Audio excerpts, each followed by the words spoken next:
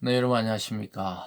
1월 26일 금요일 아침 매일 성경 묵상 함께 나누겠습니다. 오늘은 신명기 12장 후반부인데요. 20절에서 32절까지를 함께 살펴보겠습니다. 제가 앞부분을 읽겠습니다.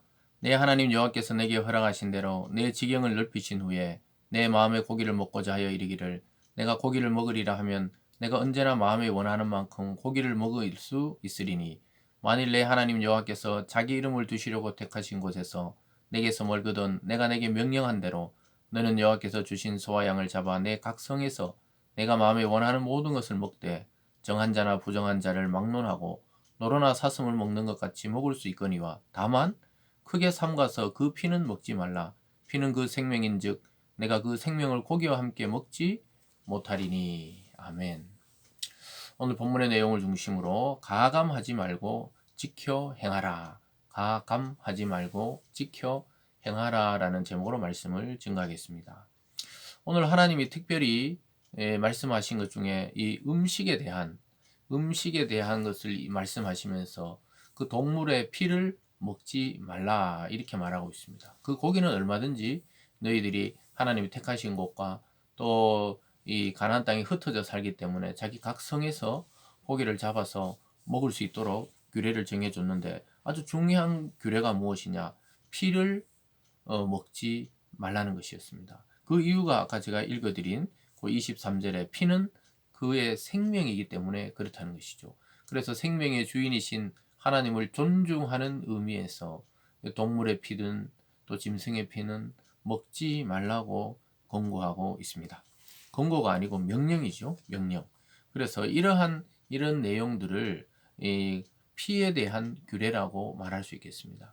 그래서 성경에서 보면요, 음식에 대한 여러 가지 규례 중에서 신약에서도 우리가 그 이방인 예수님을 믿는 이방인 성도들이 생겼을 때 예루살렘 공의회에서 여러 가지 이제 의논이 오갔어요. 또 유대교 출신의 크리스찬들은 할례를 전통적으로 행했기 때문에 할례를 행해야 된다. 이방인들도 뭐 이러한 저러한 주장이 있었는데 결국은 모든 것을 물리치고 또 하나님께 기도하며 세 가지를 정했는데 그 우상에게 바쳐진 것을 먹지 말고 또 음행하지 말고 또 그 중에서 핏째 먹지 말라 이러한 규정이 있었습니다. 그래서 거기도 피가 들어가요. 그래서 구약이나 신약이나 피는 생명을 상징하기 때문에 그 고기를 먹되 이 피는 먹지 말라고 그랬죠. 다시 보시면요. 23절에 다만 크게 삼가서 그 피는 먹지 말라. 피는 그 생명인즉 네가 그 생명을 고기와 함께 먹지 못하리니 이렇게 말하고 있습니다.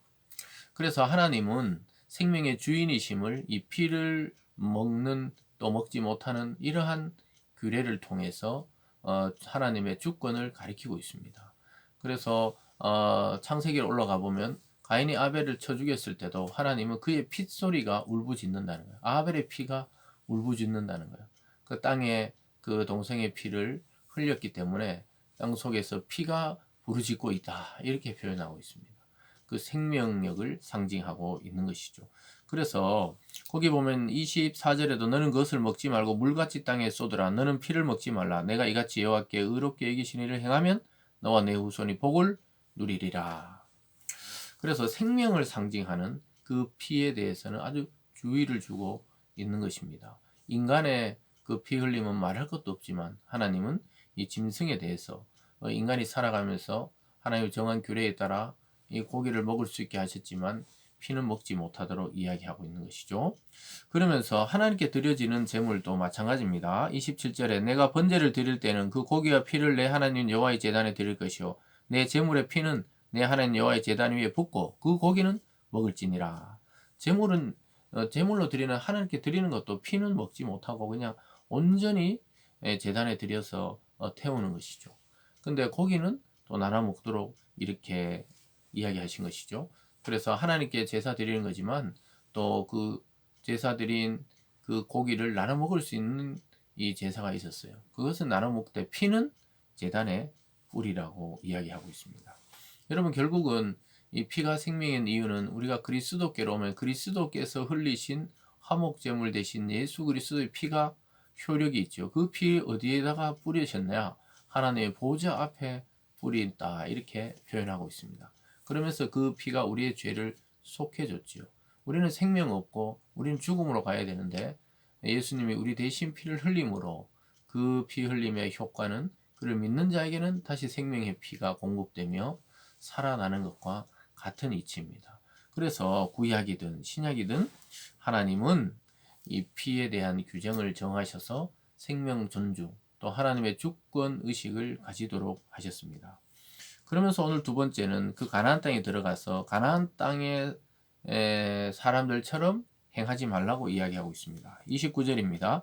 내 하나님 여호와께서 내가 들어가서 쫓아낼 그 민족들을 내 앞에서 멸절하시고 내가 그 땅을 차지하여 거주하게 하실 때 너는 스스로 삼가 내 앞에서 그 멸망한 그들의 자취를 밟아 올무에 걸리지 말라. 또 그들의 신을 탐구하여 이르기를 이 민족들은 그 신들을 어떻게 섬겼는고 나도 그와 같이 하겠다 하지 말라.